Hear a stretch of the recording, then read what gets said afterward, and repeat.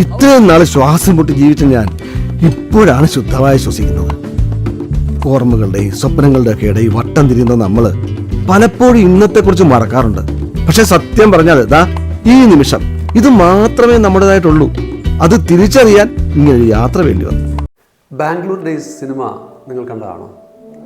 അതിൽ നിവിൻ പോളിയുടെ അച്ഛനായിട്ട് അഭിനയിക്കുന്ന വിജയരാഘവൻ ഒരു ദിവസം വീട്ടിൽ നിന്നും ഇറങ്ങിപ്പോവുകയാണ്. എന്തിനാണ് ഇറങ്ങിപ്പോയത്? ഒരു കാര്യമില്ലേ. മധ്യവയസ്കർ നേരിടുന്ന ചില പ്രശ്നങ്ങൾ, മിഡ് ലൈഫ് ക്രൈസിസ്, അതിനെക്കുറിച്ചാണ് നമ്മുടെ ഇന്നത്തെ വീഡിയോ.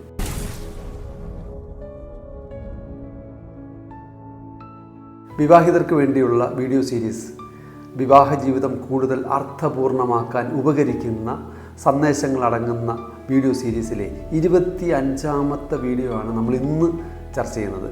ഇന്ന് നമ്മൾ സംസാരിക്കുന്നത് മറ്റൊന്നിനെക്കുറിച്ചുമല്ല, മധ്യവയസ്കർ നേരിടുന്ന മിഡ് ലൈഫ് ക്രൈസിസ്, അവരുടെ പ്രശ്നങ്ങളെക്കുറിച്ചാണ്. വീഡിയോയിലേക്ക് ഏവരെയും ഏറ്റവും ഹൃദ്യമായി സ്വാഗതം ചെയ്യുന്നു. വിവാഹ ജീവിതത്തിൽ പ്രവേശിച്ച് കഴിയുമ്പോൾ നമുക്കറിയാവുന്നതുപോലെ തന്നെ പല രീതിയിലുള്ള മാറ്റങ്ങളാണ് കാലം കഴിയുമ്പോൾ സംഭവിക്കുന്നത്. തുടക്കത്തിലെ അവസ്ഥയല്ല, കുറച്ച് കഴിയുമ്പോൾ കുടുംബം കുറച്ചുകൂടെ എക്സ്പാൻഷൻ സംഭവിക്കാം. ശാരീരികവും സാമ്പത്തികവും മാനസികവും സാമൂഹികവും വൈകാരികവുമായിട്ടുള്ള വ്യതിയാനങ്ങൾ ജീവിതത്തിൽ സംഭവിക്കാം.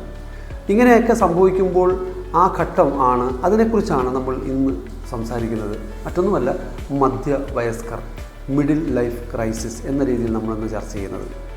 35 വയസ്സ് മുതൽ 50-55 വയസ്സ് വരെയുള്ള ഒരു കാലഘട്ടത്തെയാണ് നമ്മൾ ഈ മധ്യവയസ്കർ എന്നുകൊണ്ട് ഉദ്ദേശിക്കുന്നത്. ഈ മധ്യവയസ്കരിൽ എന്തുകൊണ്ടാണ് ഇതിന് മാത്രം പ്രശ്നങ്ങളുണ്ടാവുന്നത്? ഈ കാലഘട്ടത്തിൽ നമ്മൾ പലവിധ ചിന്തകളിലൂടെയാണ് കടന്നു പോകുന്നത്.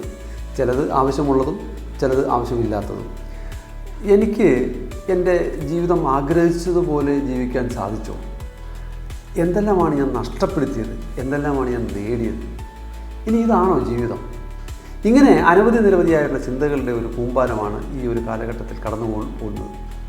ഈ ഒരു കാലഘട്ടത്തിൽ പ്രത്യക്ഷത്തിൽ അനുഭവപ്പെടുന്ന ചില കാര്യങ്ങൾ, വല്ലാത്തൊരു മൂഡ് ചേഞ്ച്, വിശ്രമമില്ലാത്ത അവസ്ഥ, പുതിയ ഹോബി, സ്വതന്ത്രമാകാനുള്ള ചിന്ത, പങ്കാളിയിൽ നിന്നുള്ള തിരസ്കരണം, രഹസ്യമായിട്ട് കാര്യങ്ങൾ ചെയ്യാനുള്ള ഒരു ടെൻഡൻസി, ഇങ്ങനെ പല കാര്യങ്ങൾ ഈ ഒരു ഘട്ടത്തിൽ തോന്നിയേക്കാം. ഇത് വെറുമൊരു ഘട്ടമല്ല, വേദനാജനകമായ ഒരു ഐഡൻറ്റിറ്റി ഷിഫ്റ്റാണ്. നിങ്ങളുടെ പങ്കാളി ഒരു മിഡ് ലൈഫിലേക്ക് കടന്നു എന്നതിൻ്റെ ലക്ഷണങ്ങൾ അതെന്തൊക്കെയാണെന്ന് നമുക്ക് നോക്കിയാലോ. നിങ്ങളുടെ പങ്കാളി ഏകാന്തത ഇഷ്ടപ്പെടുന്ന ഒരാളായിട്ട് നിങ്ങൾക്ക് തോന്നുന്നുണ്ടോ?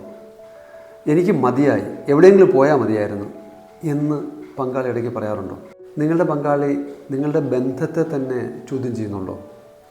വൈകാരികമായിട്ട് നിങ്ങളുടെ പങ്കാളി അകന്നു പോവുകയാണോ ചെയ്യുന്നത്? ഈ പറഞ്ഞ കാര്യങ്ങളൊക്കെ നിങ്ങൾ അനുഭവിക്കുന്നുവെങ്കിൽ ഒരുപക്ഷെ നിങ്ങൾക്ക് തോന്നുന്നുണ്ടാവാം ഞാൻ തഴയപ്പെടുകയാണെന്ന്. പക്ഷേ തഴയപ്പെടുന്നു എന്ന് ചിന്തിക്കുന്നതിന് പകരം പങ്കാളി അനുഭവിക്കുന്ന മനോവ്യഥ എന്താണ് എന്നറിയാൻ ശ്രമിക്കുകയല്ലേ നല്ലത്.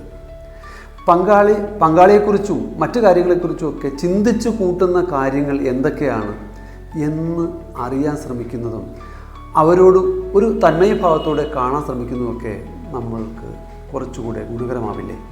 ഒരാൾ മാറുമ്പോൾ കൂടെയുള്ള ആൾക്ക് ആ മാറ്റം അനുഭവപ്പെടുന്നുണ്ടെങ്കിൽ അവിടെ വലിയ പ്രശ്നങ്ങളുണ്ടാവില്ല. എന്നാൽ ഒരാൾ മാറുന്നു, മറ്റേ ആൾക്ക് മാറ്റമില്ലാതെ നിലനിൽക്കുകയാണെന്നുണ്ടെങ്കിൽ ഒരുപക്ഷെ അവിടെ പ്രശ്നങ്ങൾ ഉടലെടുത്തെന്നിരിക്കാം. വിവാഹ ജീവിതത്തിൽ പങ്കാളിക്ക് മാറ്റങ്ങൾ ഉണ്ടാകുമ്പോൾ അതുകൊണ്ട് വലിയ പ്രശ്നങ്ങൾ ഉണ്ടാകത്തില്ല, കാരണം മാറ്റം സ്വാഭാവികമാണ്. എന്നാൽ മാറ്റം അറിയാതിരിക്കുന്നതും പറയാതിരിക്കുന്നതും പ്രശ്നങ്ങളിലേക്ക് നയിച്ചേക്കാം. മധ്യവയസ്സിലെ പ്രശ്നങ്ങൾ, മിഡ് ലൈഫ് ക്രൈസിസ്, എങ്ങനെയാണ് നമുക്കതിനെ കൈകാര്യം ചെയ്യാൻ പറ്റുക? ഒന്ന്, മുൻവിധിയില്ലാതെ കേൾക്കുക. പേടിപ്പെടുത്തുന്നതോ സങ്കടമുണ്ടാക്കുന്നതോ ദേഷ്യമുളവാക്കുന്നതോ ആയ കാര്യങ്ങളാവാം. പക്ഷേ ക്ഷമയോടുകൂടി കേൾക്കുക. പേടിക്കണ്ട, ധൈര്യമായിട്ടിരിക്കുക, ഞാനുണ്ട് എന്ന രീതിയിൽ പറയാൻ സാധിക്കണം.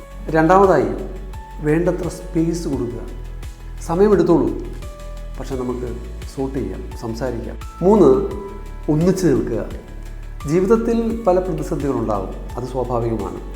മധ്യവയസ്സിലുണ്ടാകുന്ന പ്രതിസന്ധിയിൽ ഒരുമിച്ച് നിൽക്കുന്നില്ല എന്നുണ്ടെങ്കിൽ, ഒറ്റയ്ക്ക് ആണ് അതിനെ ഫേസ് ചെയ്യുന്നതെങ്കിൽ തീർച്ചയായിട്ടും പ്രതിസന്ധികളുണ്ടാവും. അവിടെയാണ് ഒന്നിച്ച് നിൽക്കുന്നതിൻ്റെ പ്രസക്തി. ഈ പ്രതിസന്ധികൾ ജീവിതത്തെ പുനഃസൃഷ്ടിക്കാൻ ഉതകുന്നതാണെങ്കിലോ. 4, സഹായം തേടാം, കുറ്റപ്പെടുത്തൽ അവസാനിപ്പിക്കാം. മധ്യവയസ്കർ നേരിടുന്ന പ്രശ്നങ്ങൾ, അവയ്ക്ക് തീർച്ചയായിട്ടും പരിഹാരം കണ്ടെത്തേണ്ടത് പരസ്പരം സംസാരിച്ച് പരസ്പരമുള്ള സംഭാഷണങ്ങളിലൂടെ തന്നെയാണ്. എന്നാൽ ഏതെങ്കിലും സാഹചര്യത്തിൽ അങ്ങനെ പരിഹരിക്കാൻ പറ്റുന്നില്ല എന്നുണ്ടെങ്കിൽ പിന്നെ ചെയ്യേണ്ടത് ഒരു കൗൺസിലറെയോ ഒരു സൈക്കോളജിസ്റ്റിനെയോ കാണുക എന്നുള്ളതാണ്. കുറച്ച് കുഴഞ്ഞു മറിഞ്ഞ പ്രശ്നങ്ങളിലൂടെയാണ് കടന്നു പോകുന്നത് ഈ ഒരു ഘട്ടത്തിൽ. അവിടെ നമുക്ക് ചെയ്യേണ്ടത് കുറ്റപ്പെടുത്തൽ ഒഴിവാക്കുക. മാറ്റങ്ങൾ നിങ്ങളെ നശിപ്പിക്കാനുള്ളതല്ല, മറിച്ച് അവ നിങ്ങളെ പുനഃസൃഷ്ടിക്കാനുള്ളതാണ്. വീഡിയോ ഇഷ്ടപ്പെട്ടെങ്കിൽ ലൈക്ക് ചെയ്യാനും കമൻറ്റ് ചെയ്യാനും സബ്സ്ക്രൈബ് ചെയ്യാനും മറക്കരുത്. അടുത്ത വീഡിയോയിൽ കാണുന്നതുവരെ ബൈ ബൈ.